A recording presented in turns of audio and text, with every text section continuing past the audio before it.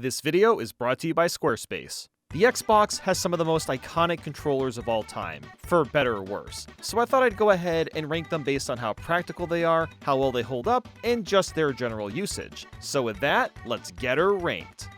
16. Xbox 360 Kinect. I don't think anybody's surprised this is at the bottom. It's a really funny controller in hindsight with things like Apple's Vision Pro releasing recently, because this is kind of the same idea. The only problem is that this doesn't really work. I went ahead and got a handful of Kinect games because I wanted to give this as fair of a shake as I could. Setting it up is pretty simple at least, and for the three of you that don't know what this is, the Kinect doesn't use a controller. Your body and voice are the controller, and you'll use your hands to navigate menus and your entire body to play games. This is done through a camera on the sensor bar, and despite being a little laggy to real-life movement, it does work. Kinect Sports is one of the highlighted titles, and for what it is, it's fine. The Kinect experience is going to be very different depending on which game you play, as they can range from unplayable to just alright. The most important thing worth noting is how exhausting it is to have to constantly flail your body around to play. The Kinect was made, of course, to compete with Nintendo's Wii Remote, but just swinging your wrists and arms around isn't nearly as tiring as moving your entire body.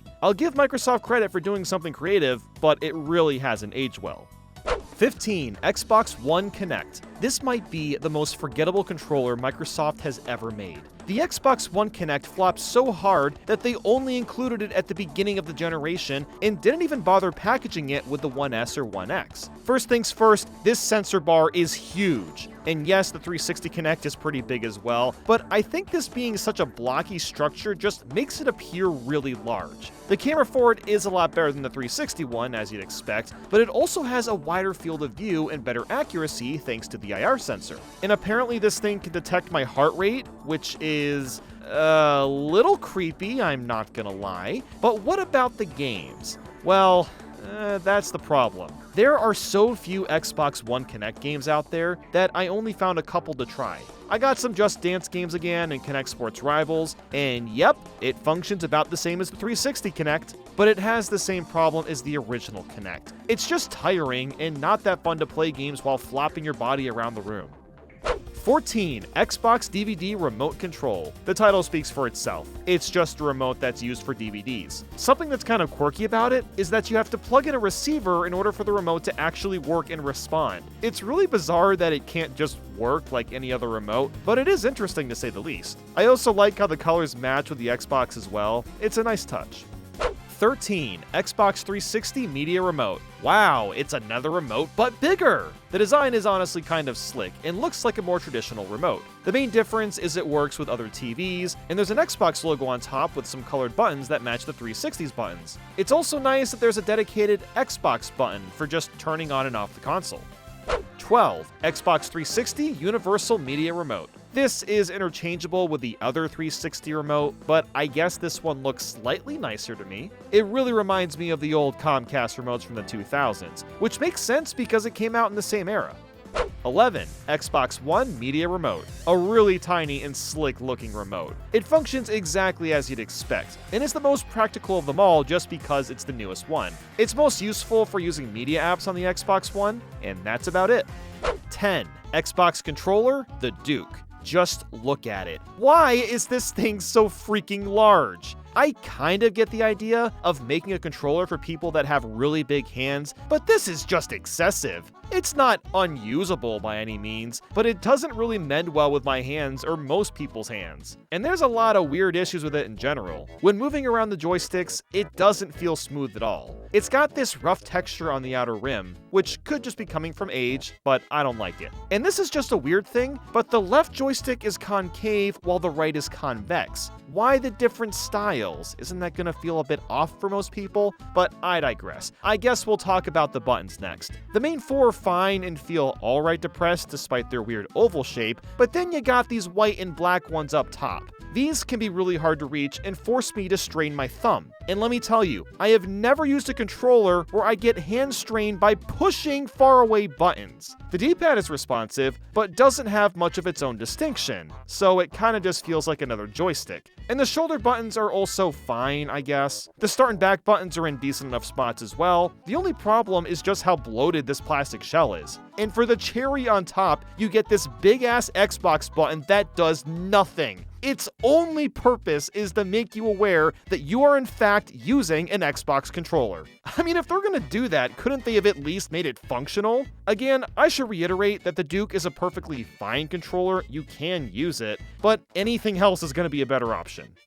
9. Xbox Controller S. Ah, that's a bit better. Most of the parts from the Duke are also in this controller, except the size itself is much more manageable. But there are a few notable differences that are worth pointing out. First off, the right and left joystick have the same concave build. The movement also feels a bit smoother, but still has a tiny sense of roughness. However, it's almost impossible to tell unless you use this controller and then a modern one back to back, so most people won't care about this minor issue. The buttons are also no longer ovals and are just regular circles, which is nice, and they feel a lot better to press down on. The D-pad looks quite different, but functions the same as the Duke's D-pad. And then for the most bizarre decision I may have ever seen on a controller. The start and back button are directly underneath the joystick instead of, in the middle, like every other controller in the universe. Not only that, but they've got this nice click to them instead of being squishy. What this means is that your thumb has to really torque to reach these buttons, especially if you're trying to pause fast for whatever reason.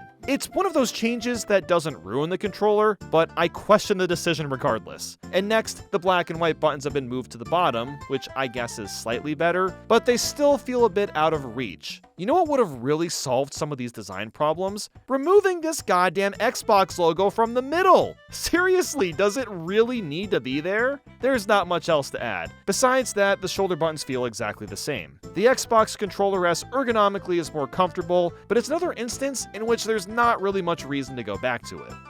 8. Xbox One Duke Controller. I'm throwing this controller in for fun. Even though it was made by Hyperkin, Microsoft did license it, so I guess it kind of counts. Comparing it to the original, it is just as obnoxiously big as before, but it has its fair share of improvements. First off, the big middle logo has been improved drastically. It's an actual button finally, and when you push it, the original Xbox boot screen plays inside the button. That is one of the most charming things I've seen in a controller, period. The buttons also feel a lot better to push, especially the face ones. The white and black buttons also make their return as shoulder buttons, but you don't have to use them. There's also two other small shoulders that function the exact same way. And while it's nice that they modernized the controller a bit, both of these options aren't great. These shoulder buttons are ironically puny, and, I get it. They couldn't really do much more than this without compromising the iconic shape of the shell, but they require a lot of reach to hit in the first place, so you're better off just using the white and black buttons as usual. As for the joystick and D-pad, they feel about the same as before, but more fine-tuned. The start and back buttons have been updated too, and are a bit better as well. I'd honestly say this controller is worth getting for the Xbox button alone, but it's still way too big to be more than a novel thing.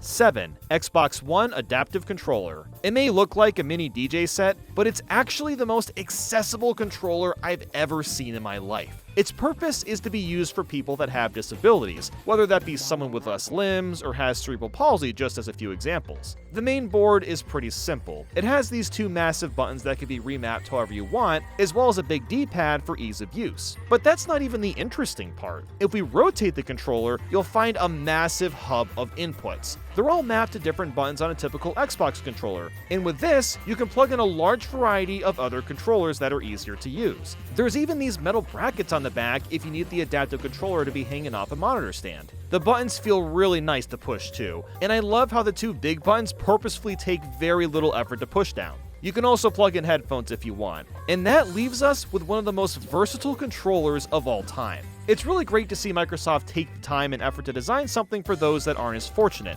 Giving people more options to play games is only a good thing.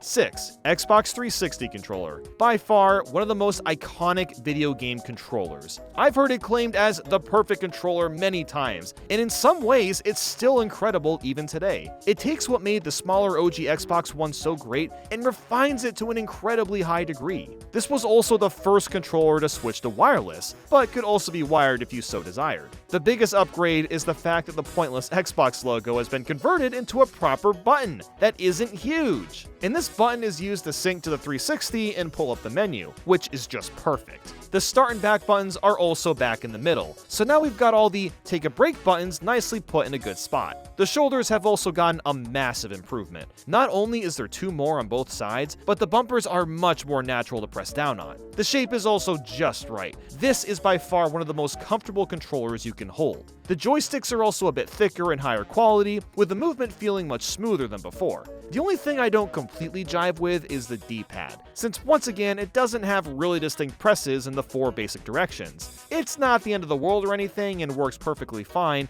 but it does make precise 2D platformers a bit harder to be finessed with. I'm also really glad they got rid of the black and white buttons, it was about time. And on top of all that, you've got a TRS connector for a headset, which, while a bit outdated now, it's still a fantastic feature since Xbox Live was popping off back in the mid-2000s. This was such a solid glow-up of a controller compared to what came before it that Microsoft has yet to update the general design. 5. Xbox One controller. At this point, it's very hard to tell the differences between the controllers, and they're all worth using even today. The Xbox One manages to fix the 360's biggest issue, and that of course is the D-pad. It is so much better for 2D platformers and feels much more responsive than ever.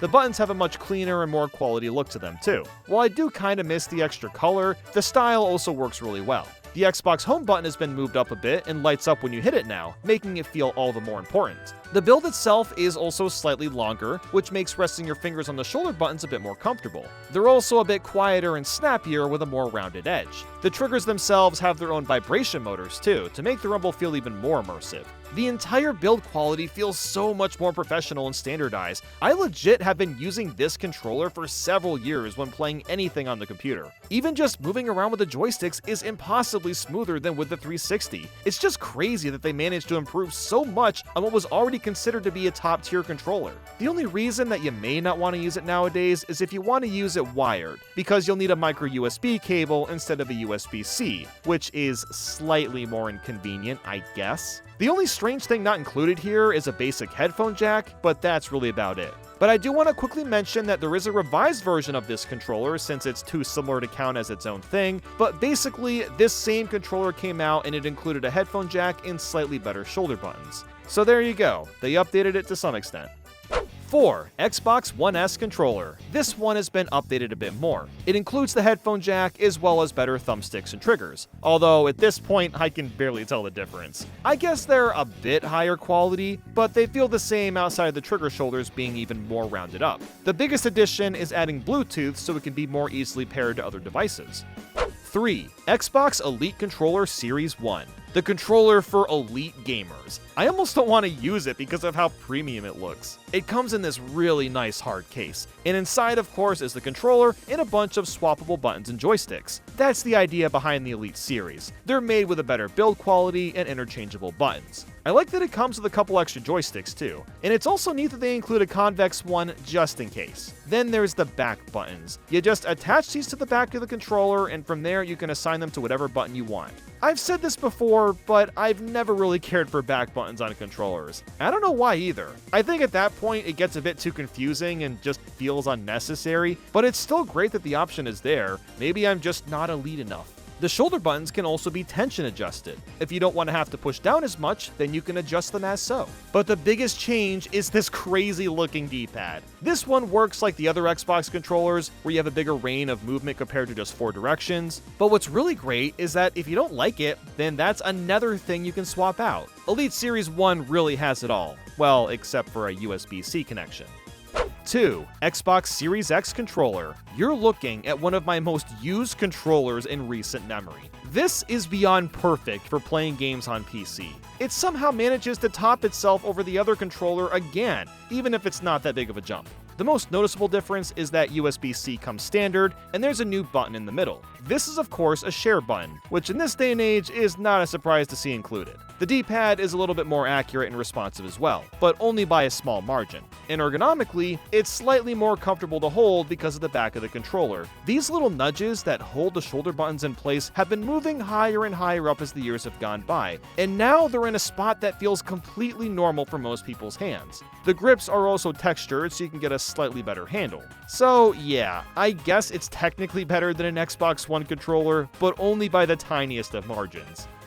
1. Xbox Elite Controller Series 2. It's got just about everything the Series 1 controller offers. You got the nice hard case, a bunch of interchangeable buttons, and a better build quality overall. And the handles have way more texturing. Instead of just being in the back, it covers both handles completely. The shoulder tension adjustments have 3 settings now instead of 2, and you can really feel the weight difference this time. This is a meaty feeling controller, and it feels amazing.